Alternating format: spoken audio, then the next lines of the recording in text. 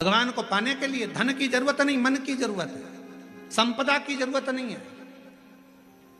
आपका मन जितना प्रबल होगा शिव उतना ही जल्दी। मेरे शंकर भगवान को राजी करने के लिए मां जगत जननी जगदम्बा एक गुफा के अंदर प्रवेश कर गई। माता के पास में कुछ भी नहीं, पिता के पास से कुछ भी लेकर नहीं, कुछ भी नहीं, कोई वस्तु नहीं, कोई सामग्री नहीं, खाली संसार की रीत है। मुट्ठी बांधे आया जग में, बोलते जाओ, आप लोगों को मालूम होगा। मुट्ठी बांधे आया जग में, लोग कहते हैं हाथ पसारे जाएगा।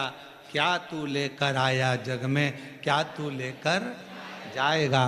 परशु महापुराण की कथा कहती है, मुट्ठी बांधे आया जग में, हाथ पसारे जाएगा, पर क्या लेकर आया इसका तो नहीं मालूम।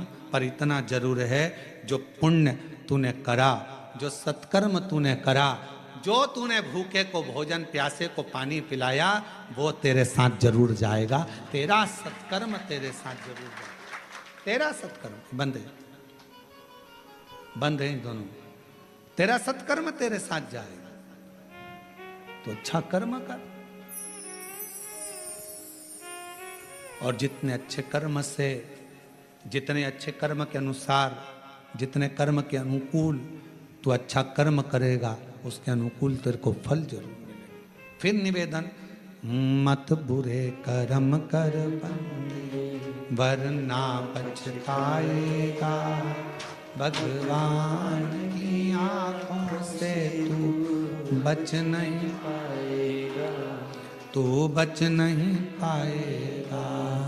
अरे ओ अज्ञानी मत कर नादानी, अरे ओ अज्ञानी मत कर नादानी। तेरे कर्म का फल भी तू ही पाएगा, जैसा किया तूने तेरे आगे आएगा।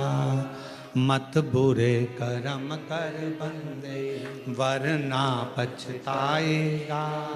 भगवान की आंखों से तू बच नहीं, हो गया, तू बच नहीं पाएगा। अरे ओ अज्ञानी मत करना। अपने कर्म का दंड अपने को भोगना, पर दुनिया को अपना कर्म दिखता कहाँ है।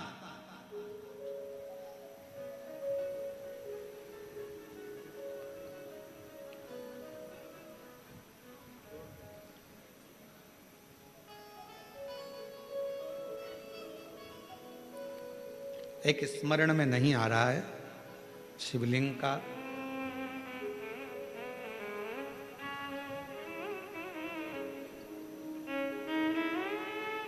ओमकारेश्वर की, फिर बंद हो गए। ओमकारेश्वर की जब आप परिक्रमा करेंगे और ओमकारेश्वर की परिक्रमा करते समय जब आप ऊपर पहाड़ी की ओर बढ़ेंगे, ओमकारनाथ जी की पहाड़ी की ओर बढ़ेंगे,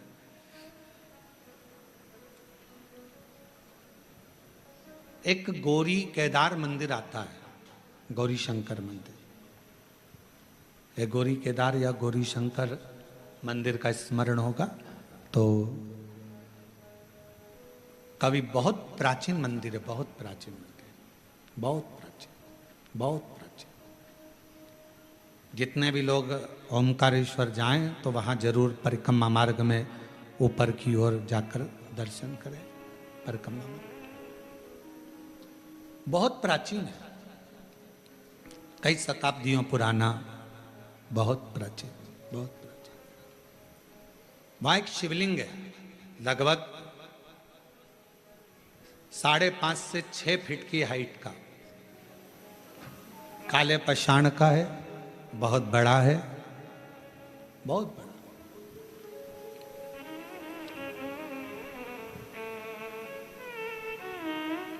जब मुगलों का राज्य हुआ उस मंदिर में शंकर भगवान के शिवलिंग में एक बड़ा सा दर्पण लगा हुआ था, एक हीरा लगा हुआ था, एक बड़ा सुंदर दर्पण, बड़ा सुंदर हीरा लगा हुआ, हीरे से परिपूर्ण था शिवलिंग। उस दर्पण का काम क्या था?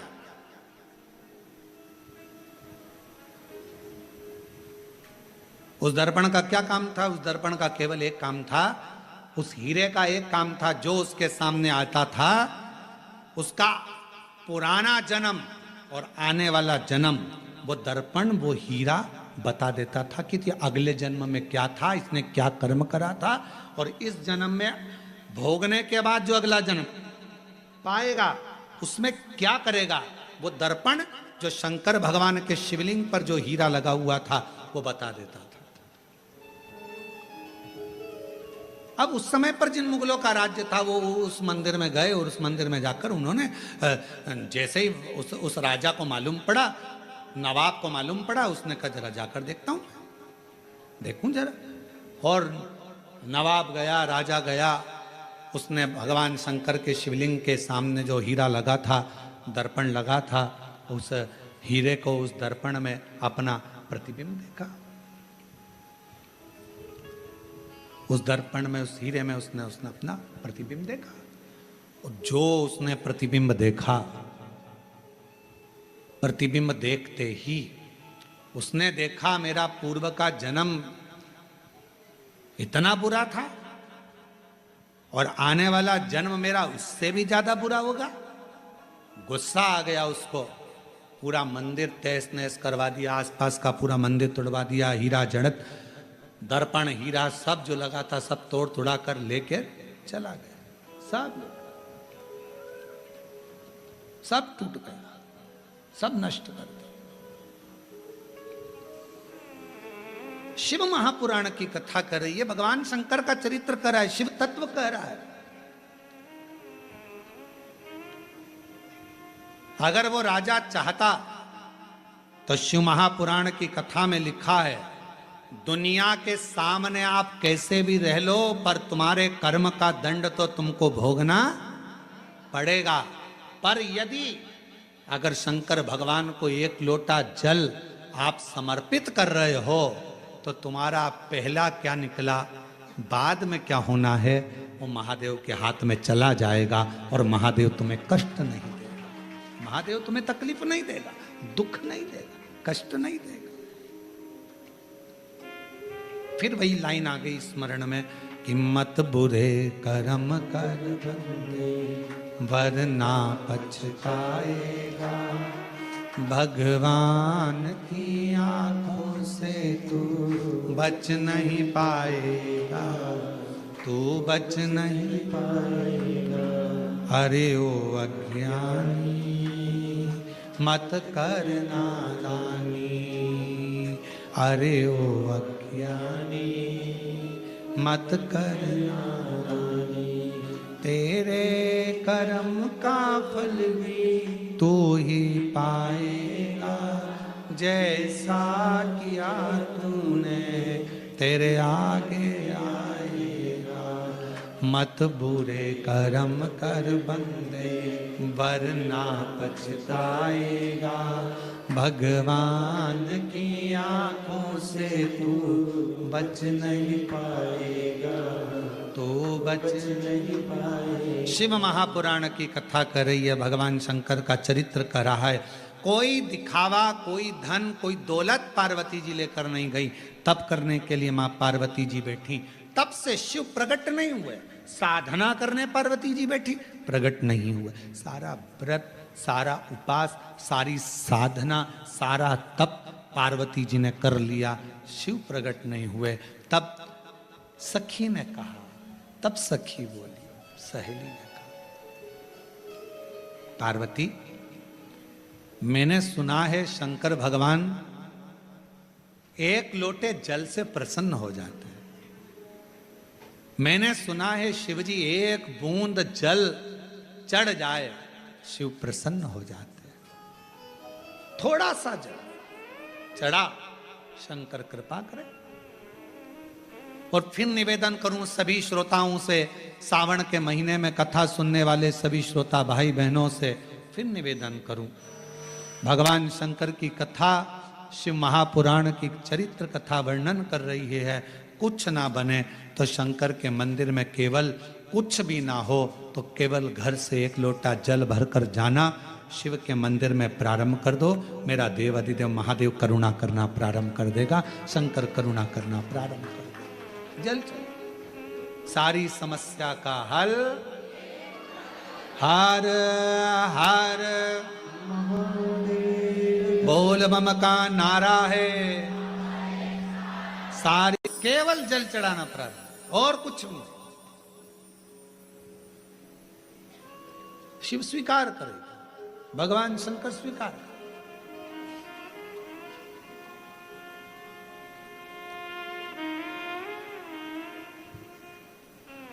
शिव कथा कर रही है।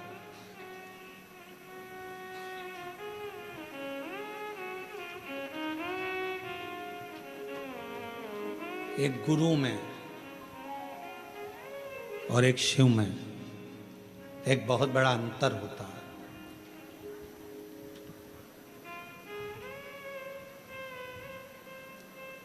कभी कभी जैसे माता पार्वती जी को उनकी सहेली गुरु बन गई, कभी कभी कोई बेस्ट फ्रेंड, कोई अच्छी सहेली, कोई अच्छा दोस्त जो सत्संग में लगा रहने वाला है, संकीर्तन में लगा रहने वाला है, भगवान से जुड़ा हुआ हो, गुरुओं से जुड़ा हुआ हो, कभी कभी वो भी गुरु बनकर ज्ञान दे जाता है। पार्वती जी की सहेली ने पार्वती जी को ज्ञान यही भाव से दिया। जल चढ़ा, पार्वती जी ने बालू रेत का शिवलिंग बना लिया, वहीं की मिट्टी उठाकर और सहेली के कहने पर जल चढ़ाना प्रारंभ करा। और जो जल चढ़ाना प्रारंभ करा, भूखी प्यासी रहकर बेलपत्र समर्पित कर कर जो पार्वती जी ने तप साधना करना प्रारंभ करी, जल चढ़ाना, शिव के पार्थिव लिंग का पूजन करना। और शिव महापुराण में वर्णन है, लिंग पुराण में वर्णन है, स्कंद पुराण में वर्णन है, कुर्म पुराण में वर्णन है कि पार्थिव लिंग का पूजन करने वाला व्यक्ति जिंदगी में सारे सुख पा लेता है। पार्थिव लिंग का पूजन करने वाला।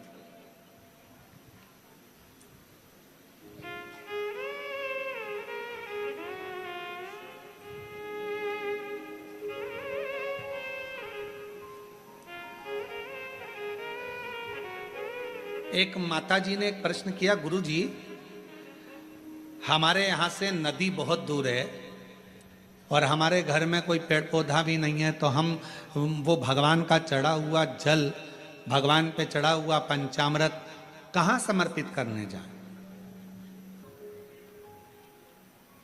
हमने कहा कि मिट्टी तो है तुम्हारे घर में, तो कहा मिट्टी तो है। हमने पूछा कितनी मिट्टी मिल जाएगी? उन्होंने कहा गुरु जी ये तुम जितनी बोलो, 1 तगाड़ी 2 तगाड़ी 10 तगाड़ी, जितनी मिट्टी बोलो उतनी मिल जाएगी। हमने कहा तुम्हारे यहाँ पर बड़ा सारा थाल है? हाँ। थाल भर के मिट्टी ला सकते हो? हाँ।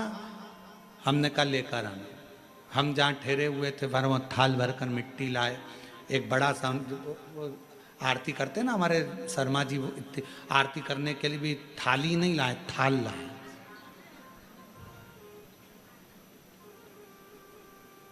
अब इतना बड़ा थाल देखा है आप लोगों ने? देखा कि नहीं देखा? कहाँ है वो थाल? का अच्छा रखा, देखा तो है ना तुम लोगों ने आरती के समय पे, या फिर शाम को आएगा आरती में, तुम देख लेना है। हमारे यहाँ ये महाकाल सेवा समिति व भक्त मंडल है ना, ये छोटा मोटा मंडल नहीं है, ये हर चीज बड़ी करता है। तो यहाँ ये आरती की थाली भी छोटी नहीं लाया, ये आरती की थाली भी बड़ी लाया, और ऐसी मोटी थाली इतनी बड़ी। अब वो आरती करने वालों से हम उनका हाथ देखते हैं तो कई बार हमें सोचने में आता है पकड़ भी पा रहे हैं कि ना पकड़ पा रहे हैं राम जी। अब मोटी सारी थाली, अब वो इतने बड़ी थाल लिया है। हमने कहा इसको मिट्टी से भर ला। अब वो मिट्टी से भर कर लिया। अब मिट्टी से भर कर लाई, हमने उसको बीच का जो भाग था उसमें थोड़ा सा चंदन अगर तगर डालकर सुंदर बढ़िया उसको चंदन का छींटा देकर दही आदि मिलाकर, घी मिलाकर उसका शिवलिंग बीच में बना दिया। अब जैसे ये थाली और मिट्टी से भरी, बीच में शिवलिंग बना दिया। शिवलिंग बनाकर वहीं उंगली से जलाधारी बना दी। अब हमने कहा इस पे जल चढ़ा, पानी दिख रहा है कहीं पर कि नहीं गुरुजी? दूध चढ़ा, कहीं दिख रहा है गुरुजी? नहीं गुरुजी। दही चढ़ा, कहीं दिख रहा है? शहद दिख रहा है? घी दिख रहा है? नहीं। फिर पानी चढ़ा, कहाँ गया वो शहद, कहाँ गया वो दल, कहाँ गया वो दूध? सब जो थाली में मिट्टी भरी थी सब उसने सोख लिया। शिवलिंग बीच में वैसा की वैसा ही रह गया। और अब उसे विसर्जन कहाँ करे? तो एक लोटा जल डालना, बाद में पूरा शिवलिंग विसर्जन हो जाएगा। उस मिट्टी को किसी गमले में ले जाके डाल देना। शंकर भगवान अपनी अलमस्ती के आनंद में पार्थिव पार्थिव होता, पार्थिव पार्थिव है।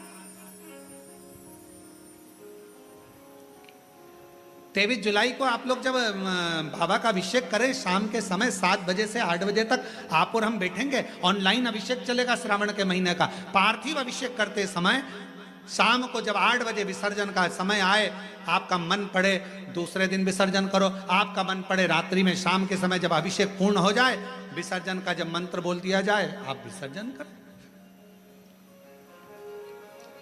शिवरात्रि का दिन एक ऐसा दिन होता है कि शिवरात्रि की रात्रि को 4 पहर में 4 बार कई भक्त शिवलिंग का निर्माण करते हैं, 4 बार विसर्जन करते हैं।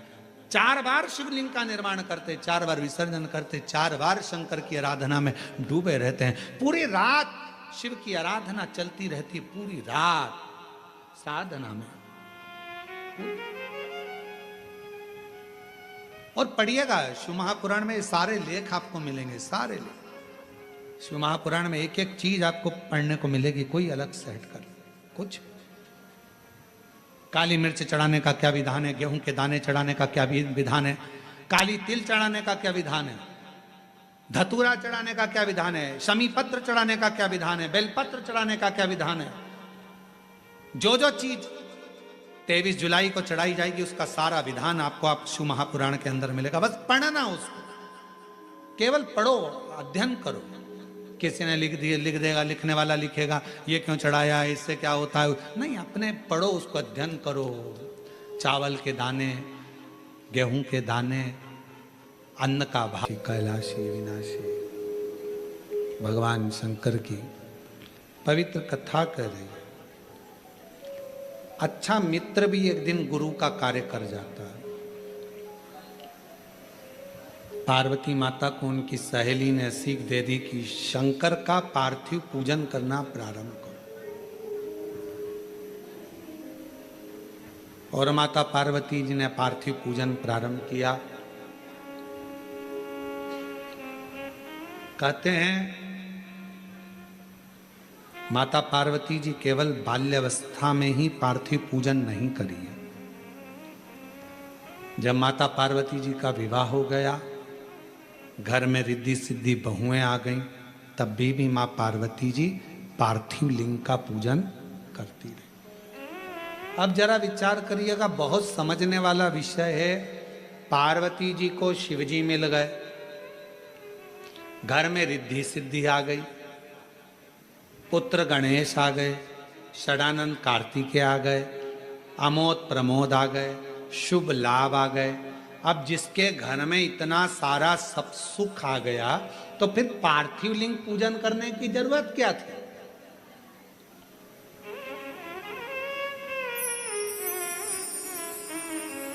फिर पार्थिव पूजन क्यों, किस लिए?